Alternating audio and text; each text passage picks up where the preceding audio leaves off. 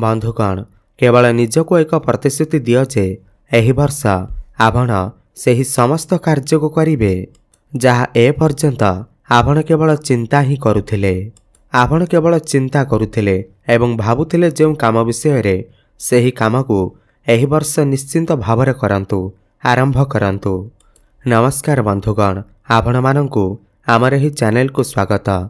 आज ही ज्योतिष कार्यक्रम मिथुन राशि व्यक्तिविशेष मानक पाई बहुत अधिक गुरुत्वपूर्ण अच्छी। जेमिति कि आपण माने समस्त जानिछंती आज भिडियो रे आमे मिथुन राशि व्यक्तिविशेष मानकर वार्षिक राशिफल विषय रे जानिबा। पूरा वर्ष सारा आपण मानकर जीवन रे कौन सबु बड़ परिवर्तन हेबा सब किछि जानिबा एही भिडियो माध्यम रे। आपणकर स्वास्थ्य, शिक्षा, प्रेम, वैवाहिक जीवन, भाग्य, क्यारियर किपरि रहिबो एही नुआ वर्ष रे। नवग्रह मानकर गोचर आपण को केउ भली फल प्रदान करिबो, आपण केते शुभ फल प्राप्ति करिवे एवं केते अशुभ फल प्राप्ति करिवे। बृहस्पति, शनि, राहु, केतु आपण को केउ भली फल प्रदान करिवे एही समस्त विषय रे आज भिडियो रे विस्तार भाव आलोचना करिबा। एहा पूर्वरु जदि आपणकर भी मिथुन राशि हुई थाए एवं आपण भी ईश्वर को सच्चा हृदय रे भक्ति करुथांती, विश्वास करुथांती, तेबे एही भिडियोटी को लाइक करी कमेंट बॉक्स रे जय माँ लक्ष्मी, जय शनिदेव अवश्य लिखि दियंतु। तो सर्वप्रथमे जानिबा वर्ष आरंभरु आपणकर कुंडली रे नवग्रह मानकर स्थिति किपरि रहिबा।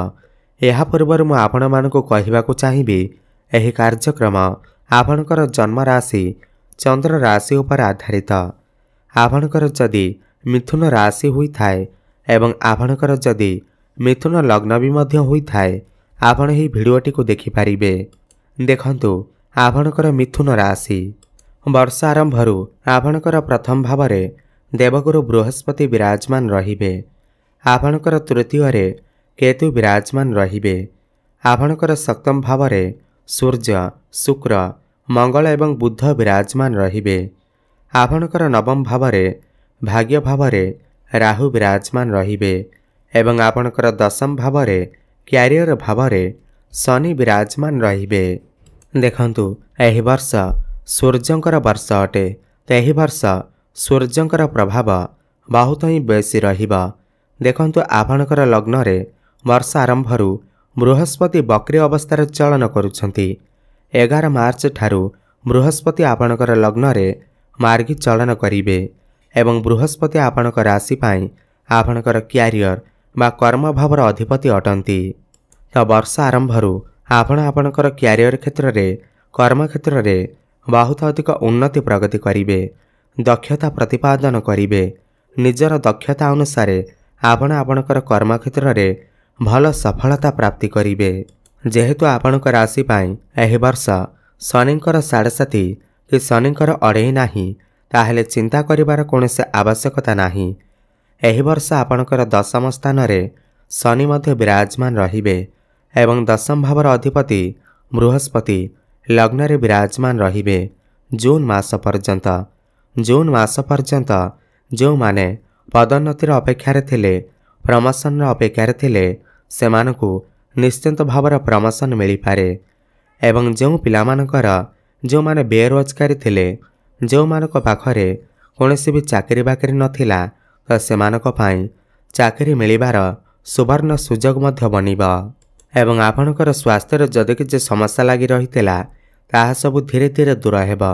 एही वर्ष आपणकर जहाँ भी स्वास्थ्यगत समस्या थिला ताहा सब दूर हेबा। आपण स्वास्थ्यवान अनुभव करिवे।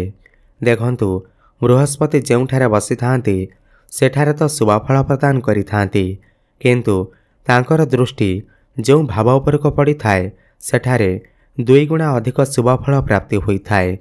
बृहस्पति आपणकर लग्न रे बसी आपणकर पंचम, सप्तम एवं नवम भाव को दृष्टि देबे। एही वर्ष जो माने व्यापार वाणिज्य करुछंती, जो माने बिजनेसमैन अछंती, तेबे एही वर्ष आपण मानक पाई बहुत ही भल अछि। एही वर्ष आपणकर व्यापार वाणिज्य रे ग्रोथ देखिबा को पाइबे। आपणकर डेली इनकम मत बढ़िबा। आपण जदि आपणकर आय को बढ़ाइबा को चाहुछंती तेबे एही वर्ष आपणमानक पई बहुत भल समय रहिबा। आपणकर फाइनेंशियल ग्रोथ हेबा। आपण किछि नूतन व्यापार मध्य आरंभ करि पारंती। किछि एक्स्ट्रा इनकम करिबा को मध्य भाबी पारंती। देखंतु मार्च मासरे गुरु आपणकर मार्गीय अवस्था को आसीबे। तो मार्च रु नै करी जून मास भितरे आपण जदि आपणकर क्यारियर रे किछि बड़ परिवर्तन करिबा को चाहुछंती ताहेले निश्चिंत भाବରେ करिपारिबे। आपण जदि ट्रांसफर करिबा को चाहुछंती कोनोसी भल स्थान रे चाकरी करिबा को चाहुछंती ताहेले आपणक पई बहुत भल समय रहिबा। एही वर्ष आपणकर भाग्य क्षेत्र रे मध्य उन्नति देखिबा को मिलिबा। आपणकर मन धर्म आड़ को जाई पारे। आपणकु जून मास भितर आपण कोनोसी धार्मिक स्थान को यात्रा करि पारंती। कोनोसी दूर स्थान को यात्रा करि पारंती। आपणकर गृह रे किछि शुभ मांगलिक कार्यर आयोजन होई पारे। जदि आपणकर विवाह बयस होई जाइछि दीर्घ दिन धरि आपण विवाह पई चिंतित थिले। घर को प्रस्ताव आसुथिला हेले भांगी जाउथिला किंतु जून मास भितरे आपणकर घर को विवाह प्रस्ताव मान आसीबा एवं सुनिश्चित आपणकर विवाह फाइनल हेबा सहित विवाह मध्य होई जिबा। एवं जो दंपति माने संतानर आशा रखिथिले दीर्घ दिन धरि संतानर कामना करुथिले तेबे सेमाने एही समय रे चेष्टा करंतु। सुनिश्चित आपणकु संतान सुख प्राप्ति हेबा। एवं आपणकर जदि संतान अछंती एही वर्ष आपणकु संतान मानक ठारू किछि खुशी खबर मध्य मिली पारे। संतानक द्वारा आपणकु सम्मानित करा जाई पारे। बृहस्पतिंकर दृष्टि आपणकर पंचम भाव उपरकु रहुअछि। जो माने विद्यार्थी अछंती एही वर्ष सेमाने तांकर शिक्षा क्षेत्र रे अद्भुतपूर्वक सफलता प्राप्ति करिवे। सेमानक भितरे ज्ञान एवं बुद्धि बढ़िबा। पाठपढ़ारे किछि ना किछि बड़ करिबा को चेष्टा करिवे एवं सफल मध्य हेबे। एही वर्ष जदि आपणकर किछि कॉम्पिटिटिव एग्जाम अछि प्रतियोगितामूलक परीक्षा अछि तेबे सेथिरे आपण निश्चिंत भावरे उत्तीर्ण करिवे। मनपसंदर कॉलेज रे आपणकर एडमिशन होई पारे। आपण हायर एजुकेशन पाई बाहर को मध्य जाई पारंती। बाहर रही कोचिंग नेई पारंती पाठ पढ़ी पारंती। एहा परे जून 2 तारिख परे बृहस्पति आपणकर द्वितीय भाव को चलन करिवे। द्वितीय भाव आपणकर घर परिवार कुटुंबर भाव होई थाए। आपणकर बाणीर भाव होई थाए। धनर भाव होई थाए। बृहस्पति जून मास परे आपणकर द्वितीय भाव को चलन करी उच्चस्थ हेबे। जेतेबेले बृहस्पति आपणकर द्वितीय को जेबे यह आपणकर आर्थिक स्थिति को नहीं बहुत भल समय रहिबा। अर्थर आगमन हेबा। मोटा अंकर धन प्राप्ति हेबा। एही समय आपणकर नूतन गर्भधारण को नहीं बहुत भल समय रहिबा। जून 2 तारिख ठारू अक्टोबर मास पर्यंत बृहस्पति आपणकर द्वितीय रे सीधा चलन करिवे। एही समय आपणको पारिवारिक सहयोग प्राप्ति हेबा। बड़ आर्थिक लाभ हेबार संभावना बनिबा। आपणकर फाइनेंशियल ग्रोथ हेबा। गर्भ धारण करिबा पाई भल समय रहिबा। नुआ नुआ स्रोतरु आपणक पाखकु धन आसीबा। धन कमाइबा पाई नुआ नुआ बाट आपणको मिल जिबा। एही समय आपणकर बाणी मध्य प्रभावित रहिबा। आपण जदि बाणी संबंधित कोनोसी कार्य करूछंती सेथिरे आपणको सफलता प्राप्ति हेबा। 2 जून परे उच्च शिक्षा पाई आपणक पाई भल समय रहिबा। बैंकिंग परीक्षा पाई सरकारी परीक्षा पाई आपणक पाई भल समय रहिबा। देखंतु 14 एप्रिल रु 15 मे पर्यंत सूर्य आपणकर लाभ स्थान रे उच्च हेबा फलरे आपणकु लाभ ही लाभ प्राप्ति हेबा। समस्त क्षेत्ररु आपणकु लाभ प्राप्ति हेबा। सरकारक ठारू किछि लाभ मते देखा देई पारे। जदि आपण सरकारी क्षेत्र रे कोनोसी कार्य करूछंती तेबे सेथिरे उन्नति परिलक्षित हेबा। बड़ भाई भौणी मानक सहित आपणकर संपर्क बहुत भल रहिबा। एही समय आपण किछि उच्च पदवी रे मध्य पहुंची पारिबे। समाज रे आपणको मान सम्मान प्राप्ति हेबा। लोकप्रियता आपणकर बढ़िबा। आपणकर अटिकी रहि जाइथिबा समस्त कार्य पुणी थरे चालू हेबाको लागिबा। आपणकर मनरे जहाँ भी किछि इच्छा अभिलाष थिबा मनस्कामना थिबा एही समय रे ताहा पूर्ण हेबा। आपण एही वर्ष किछि भूमि प्रॉपर्टी जमी किमा नूतन जानवाहन किछि क्रय करि पारंती। घर को किसी मेसीन जातीय जिनिस इलेक्ट्रोनिक जिनिस क्रय करके आनीपारती एवं जो माने भी तांकर प्रॉपर्टी को सेल करने को चाहूले एही वर्ष सेमानकर प्रॉपर्टी बहुत सहजरे सेल होइजिबा एवं मोटा अंकर पैसा मध्य पाइबे एवं आपणकर माँकर स्वास्थ्य जदि किसी समस्या रही अछि ताहा एही वर्ष दूर होइजिबा पितांकर साहाय्य सहयोग आपण को प्राप्ति हेबा। जून मास परे आपण को गुप्त स्रोतरु धन प्राप्ति होई पारे। आपण जदि किछि गुप्तरे रही कार्य करुछंती आपण को सेतिर सफलता प्राप्ति हेबा। जो माने साइंटिस्ट अछंती रिसर्च क्षेत्र अछंती ज्योतिष विद्या अध्ययन करुछंती सेमानक पई भल समय रहिबा।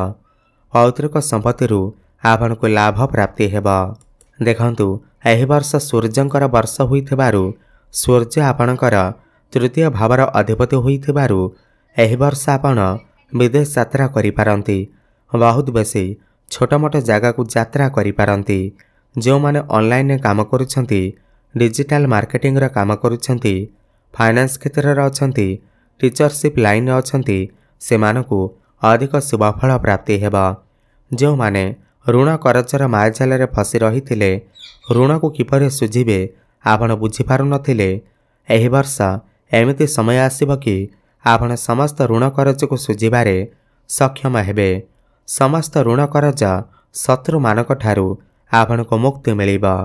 वैवाहिक दाम्पत्य जीवन सुखमय व्यतीत हेबा। वर्ष आरंभरु नै करी जून मास भितरे आपणकर प्रेम जीवन रे सफलता प्राप्ति हेबा। जो मानकर कथावार्ता बंद हो जाइथिला ब्रेकअप आदि हो जाइथिला सेमानकर पुणी थरे कथावार्ता होई पारे प्याचअप होई पारे। एही वर्ष आपणकर काहा सहित नूतन संपर्क जोड़ी होई पारे। आपणकर भल पाइबा विवाह बंधन रे बांधी होई पारे। मोटामोटी देखिबाकू गले मिथुन राशि व्यक्ति विशेष मानक पाई एही नवा वर्ष 2026 अनेक गुड़िए उन्नति आनिकरे आसीबा। अधिक शुभफल प्राप्ति करिबा पाई आपण प्रत्येक बुधवार दिन गोमाता को सबुज चारा खाइबाकू दियंतु। प्रभु गणेशंकर आराधना करंतु। प्रत्येक दिन बुधंकर बीज मंत्र जप अवश्य करंतु। ओम ब्रांग ब्रेंग ब्रंग सह बुधाय नमः 108 थर प्रत्येक दिन जप करंतु। शुभफल प्राप्ति हेबा एवं प्रत्येक दिन प्रातः समय रे सूर्य को जलार्घ्य अर्पण करंतु एवं हनुमान चालीसार पाठ करंतु। शुभफल प्राप्ति हेबा सहित आपणकर भाग्य रे उन्नति आसीबा। धन्यवाद।